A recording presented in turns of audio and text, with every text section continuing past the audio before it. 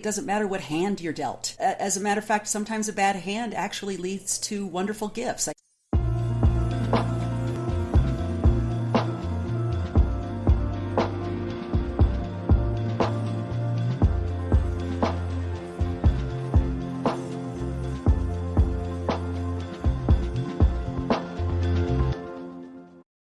Well, hey, welcome back to another episode of the Amanda Kaufman Show. And this episode I am so excited for because Dr. Charleanea Arellano, and you know what, I'm so sorry. Can you say it for everybody so that I'm not saying it wrong? Absolutely. It's Dr. Charleanea Arellano. Arellano. Okay, I was close. But my friend, Dr. Charleanea Arellano is a psychologist, board certified coach, leadership alchemist. I love that. An inspirational speaker and author with over 30 years of experience in helping individuals step into their power. Her career spans academia, clinical practice, and private coaching, where she bridges psychology, spirituality, self-empowerment. She's the author of Terrible Gifts, Finding the Light in the Darkest of Places, a deeply personal exploration of healing and growth. I'm so excited to have you here on the show, Dr. Charleanea. You know, we've had a chance to spend some time together in a few different networking and connection circles, and I've just been so curious about your story and what has brought you to where you are today. So why don't you catch us up on who you love to work with, how you love to help, and what you're focusing on these days? Those are big questions. Well, I'll tell you what my work is really centered around. My work is centered, and there's different ways in which I work. Like you said, I'm a public speaker. I do workshops. I do one-on-one coaching. I do group coaching, and I have a blog and a podcast. And really the theme or the focal point of all of these things that I do, in which I serve the community or the population, is all about self-empowerment, and particularly self-empowerment. At the core of self-empowerment is owning our stories. And my movement around this ownership really kind of reflects even my own personal journey. So not just my professional journey in terms of how I serve others, but I'll say I'm right there with my clients in terms of my own journey and recognizing the ways in which I have navigated through the world. And I've disowned parts of myself because I believed that they were not palatable or acceptable, or they kept me from feeling like I belonged or fit in. And what I realized with my own journey of healing was that healing really came from reclaiming these parts that I might have been ashamed of or I didn't want people to know about. And anybody who knows me and knows my personal story, I came from a childhood background of quite a bit of adversity. It was abused emotionally, physically, sexually, neglected, abandoned, and I just didn't get my needs met. As a child, I wasn't supported, I wasn't protected. And of course, if you look at anybody going through something like that, statistically, we always have these outcomes that we think about. Usually people like myself, end up getting pregnant early because they're looking for love, or they get involved with drugs because they're trying to numb the pain. And I am a real life example of it, of basically, it doesn't matter what hand you're dealt. You can be dealt, quote, a bad hand. And also, as a matter of fact, sometimes a bad hand actually leads to wonderful gifts. I think about who I am and who I serve and how I serve. And I will tell you that what I consider as my strengths and my personal gifts have come directly from the adverse experiences that I've had as a child and early in life. Wow, yes. What a powerful perspective to bring, because I think it is very easy for somebody to say, wow, I wasn't dealt the right hand, or I wasn't born in the right place or to the right family, or, I think that's very relatable. I think a lot of people could really connect with that. So talk to me a little bit about these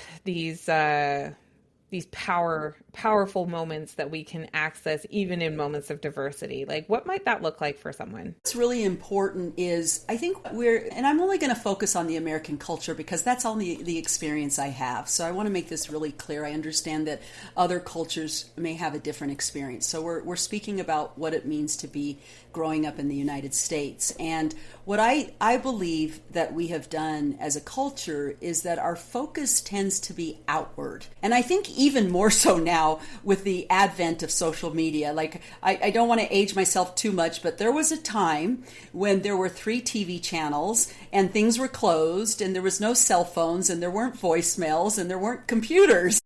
And what I've come to appreciate about that time was that there was forced time to go within.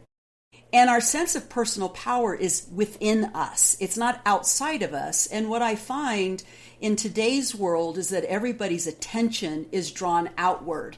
And they're looking for answers outside of us. We're looking for answers that somebody else is going to give us. You know, what's going to be the next greatest thing, that kind of stuff. And what it does is it takes us away from our own internal wisdom, our own internal compass. And so how do you get back to that? It's funny. I have a lot of my clients say, I don't get it. I don't understand. What do you mean you go within? They're really puzzled by that. And what I find, Amanda, is that we are in a place of too much noise, way too much stimulation, and we have forgotten how to be still and to be quiet and to go inside and listen to the voice that's inside of us. Now, I'm not talking to the voice up here, because the voice up here can say some not so wonderful things. We've got that inner critic. We have the ego telling us how we're doing it wrong or how we might die or those kinds of things. I'm talking about a deeper wisdom. And, you know, when we slow down and really pay attention, we almost innately know that when we really want to tap into deeper wisdom, we go deep. We go deep into our core and we try to quiet our mind and we listen. And there's this very, very confident, calm, compassionate voice that will come through and guide you. You know, I love this. And, you know, what's so funny as I'm listening to you explain this, first of all, yes, absolutely. So much noise. And I think about that all the time when I'm, you know, promoting my business and doing this show and like doing all the things. I'm like, I'm adding to the noise, but I'm also like, higher quality noise, right? There's going to be lots of noise. So we got to put some quality noise out there. But even like in the coaching space, you know, I founded the Coaches Plaza and I work with a lot of coaches. That whole tendency towards externalization is so prevalent that even in really conscious spaces, it can sometimes feel like there's this competition over consciousness, you know, and it's, you know, I'm more conscious than you, or I'm more developed than you, or I'm more virtuous than you. And it's like, wait, hang on a second. The second you start making it about comparison, you are by definition externalizing, right? Like you're not actually internalizing that experience of your spirituality or your peace or whatever that is that you're pursuing, even in our space, which I find that amusing. And it's also just like something to really reflect on and think about. It's like, I've actually named it, I call it personal development awareness guilt, because very often that comparison, that externalization of what should be or how things ought to be, it's based on an Instagram template. It's not based on that wisdom that you're talking about and that more internal knowing.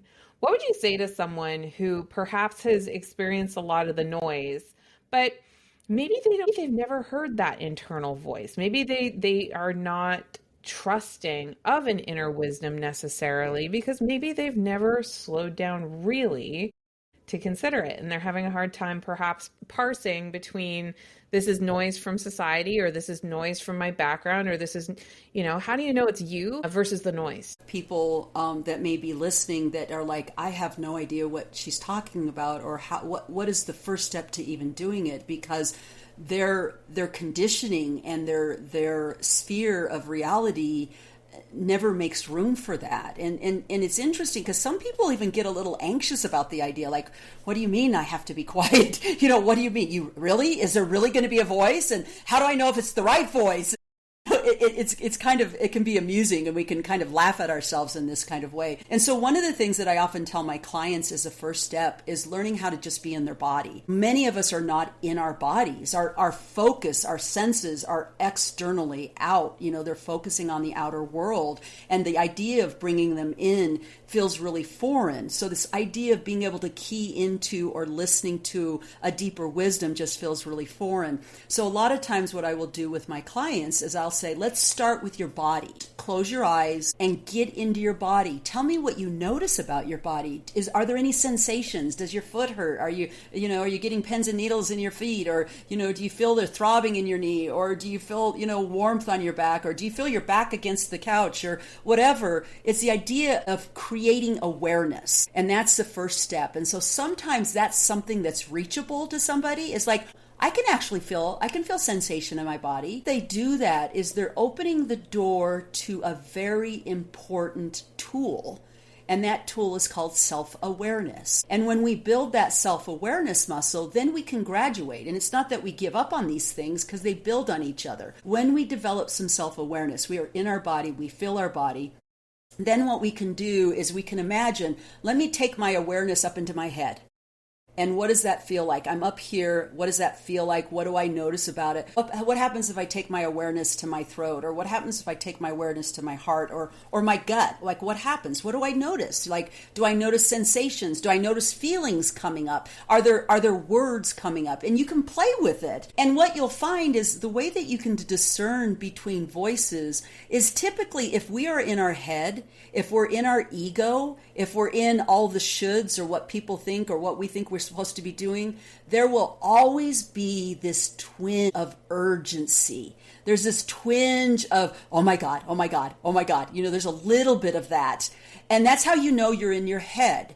When you go into this place of a deeper wisdom, it's almost like being underwater. You think about the ocean, for example. On top of the ocean, you have a lot of movement, right? You have waves and you have, seagulls and you see fish coming out. But when you go underwater, there is a calmness. And it's very similar for us. We go underwater and there's this calmness. And when you just stay there for a little bit, you would actually be very surprised that things will come up. There will be wisdom there. And the way that you can tell the difference is when you're in that deeper wisdom, there's a sense of peace. There really is. There's a sense of peace. There's a sense of everything's okay. And there's a reassurance and a calmness. It feels very good. And so that's how you can tell the difference. And that's how you can begin that practice.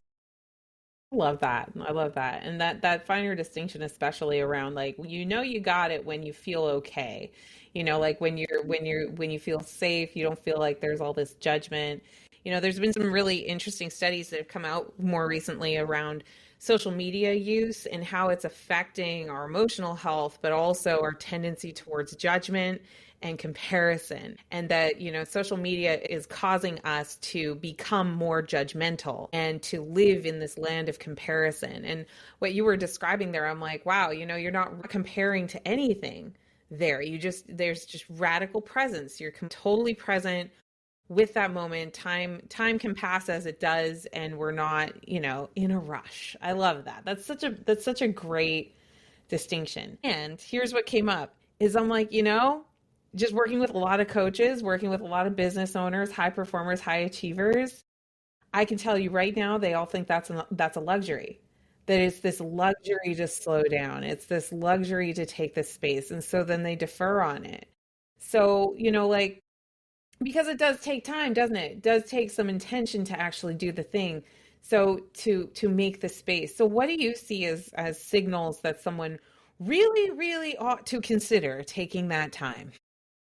I think it's a great question, Amanda, and I totally get it. And believe me, I'm going to raise my hand. I am a high achiever. I am that person that's on the go, go, go, go, and there's not time to rest. I am that person. And so I need to work with my own tendencies here. And what I would say to that is a couple of things. One is there's actually a cost to more of that kind of frenetic, urgent, anxious energy. You're not very efficient, and you're actually not very effective.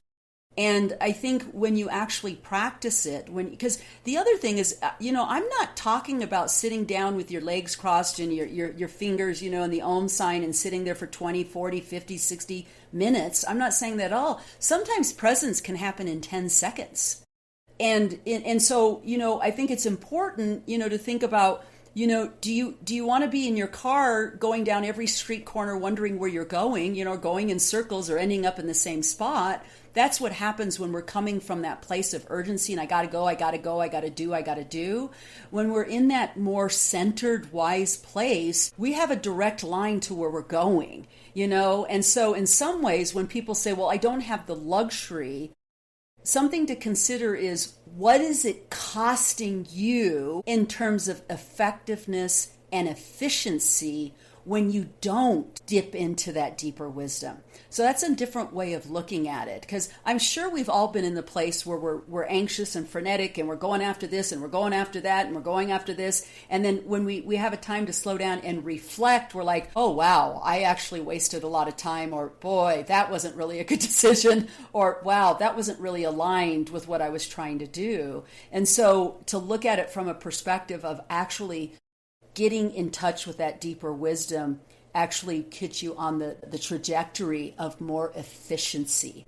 It really reminds me of so many things that we focus on in high performance and achievement, which is, very often the cost of these things is not that moment, that minute you didn't slow down or that day you skipped the meditation. That's not where the cost is. The cost is in the accumulation of the habit. And, it's the same thing with your nutrition, same thing with your sleep, same thing with your movement. It's like one day is probably not going to make or break your performance. But if your routine is rooted in avoiding this slowdown and avoiding presence, then that is really a recipe for challenge and trouble. Yeah, absolutely. So I'm so curious, like when you work with someone, what's your first go-to place that you like to go with the people that you like to work with to help them to access this inner knowing and start to, unpack some of the powerful things that they can really be doing? What do you do kind of first day of school when you work with someone? Great question, Amanda. I will tell you that most of the people that I work with, there is a pattern to what I see. And, I'm working with high achieving kind of badass women. These are very successful people in leadership roles and doing really well. And they look great on the outside. And what I find when I meet with them is usually the first line of business is to help them get out of their own way. So for example, it doesn't matter how successful they are. What I'm really struck by is how laden they are with self-doubt, the imposter syndrome stuff, not trusting themselves, not believing in themselves. So it doesn't matter how successful you are. A lot of times you're going down this journey of success with a 100 or a ton weight in your backpack that you're carrying around. And so what I first and foremost do is help them slow down and really trust themselves. Like, again, when our focus is outward, first of all, when our focus is outward, we all know how fickle the world is. Look at social media. Something that is really going on it can happen in one day. One day there's something that's taking off. The next day it's something totally different. And so if you're following that, there's no anchor. There's really no anchor. And when you're feeling unsteady, what comes with feeling unsteady is a lack of trust. And then when you have a lack of trust, you go into this place of self-doubt. Well, did I do it wrong? Or am I thinking about this wrong? Or did I say the wrong thing? Or am I doing the wrong thing? And it takes a person out of their own wisdom, their own power, their own sense of got this. And so first and foremost, what I try to help my clients do is shift their perspective. For example, I don't know how many conversations I've had with different clients who say, well, I don't belong at this table. I'm not smart enough, or I don't have enough education, or I haven't been trained enough, or I haven't had this or that. And the first thing I'll do with them is say, let's look at this from a different perspective. I want you to tell me why you do belong at that table. Tell me what you have that makes it, that makes a good reason for you to be there. And not only that, But what is that you might have that somebody else doesn't have to contribute? One of the things that I think about is that many of us are looking outside of ourselves to figure out what the right answer is, right? And when you really think about it, there's not a single soul on this earth that is like us. So there's no owner's manual that's going to work for us other than our own. We are the of ourselves and our experience. And so to defer that to somebody else just doesn't make any sense. It's like having an owner's manual it's like having the toaster's owner's manual for, your TV. It's not going to work. And a lot of us rely on that. So first and foremost, what I do with my clients is first of all, I get them to slow down. I get them out of that place of urgency. I get them out of that place of ego where they're questioning themselves so much. And I get them into the place of, well, why not? Why not you? And to have them start thinking about that. I really love that. And I mean, we could do a whole episode on imposter syndrome, and maybe we will one day. But if you even really think about imposter syndrome, it is by its very nature just that externalization again, and assigning basically power to everybody else who is in the room, and then reflecting back, P.S., all in your own head, all in your own judgment, that you don't belong there. And, so one of my greatest breakthroughs with imposter syndrome was simply deciding it didn't exist. Now that may not work for everyone, but for me, it was super helpful because I was like, wait a second, I'm the one that's determining that I'm an imposter.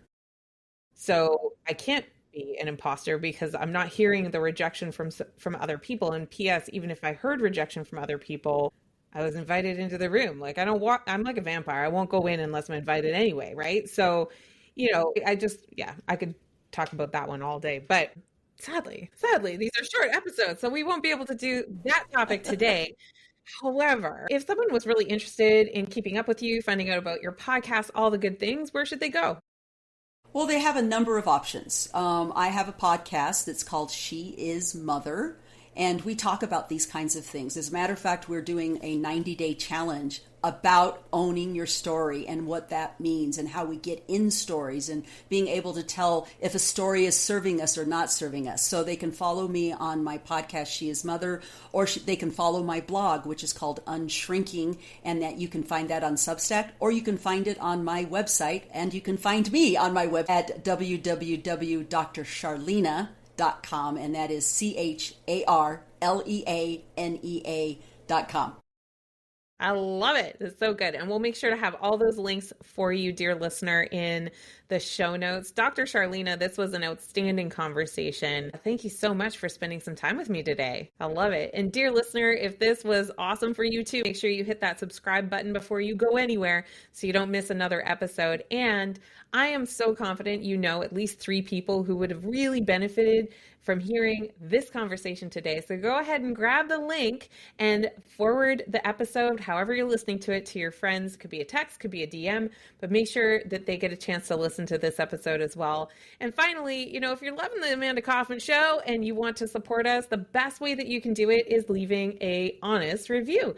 So you can leave a review anywhere that you are watching or listening to this episode. And you taking that 30 seconds to do that means the world, because it allows other people to determine in advance whether they want to spend time with us.